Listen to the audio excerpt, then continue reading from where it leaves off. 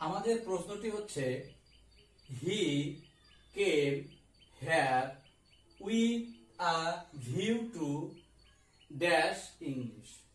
এই গ্যাপে আমাদের কি উত্তর হবে? এখানে চারটা উত্তর দেওয়া আছে, আমাদের সঠিক উত্তর ঠিক করতে হবে।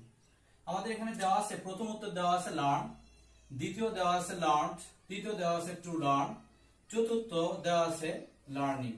চারটা থেকে কোনটি আমাদের সঠিক উত্তর হবে? এখানে উত্তর কি লার্ন হবে, না লার্নড হবে, না টু লার্ন হবে, না লার্নিং হবে? এখানে আমাদের গ্যাপটি কোথায় রয়েছে? উইথ এ ভিউ টুর পরে। উইথ এ ভিউ টুর পরে ভার্বের সাথে আইএনজি যোগ হয়।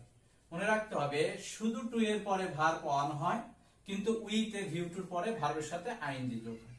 সবসময় মনে রাখতে হবে, শুধু টু এর পরে ভার্ব অন হয়, কিন্তু উইথ এ ভিউ টুর পরে ভার্বের সাথে আইএনজি যোগ হয়। তাহলে আমাদের চারটার ভিতরে কোন ভার্বের সাথে আইএনজি আছে সেটি দেখতে হবে। লার্ন ভার্ব এটি হবে না, লার্ন এখানে আইএনজি নেই, এটি হবে না, টু লার্ন এখানেও আইএনজি নেই, এটি হবে না, লার্নিং এই যে ভার্বের সাথে আইএনজি আছে, তাহলে আমাদের উত্তরটি হবে লার্নিং, কারণ উইথ এ ভিউ টুর পরে ভার্বের সাথে আইএনজি যোগ হয়। Thank you so much.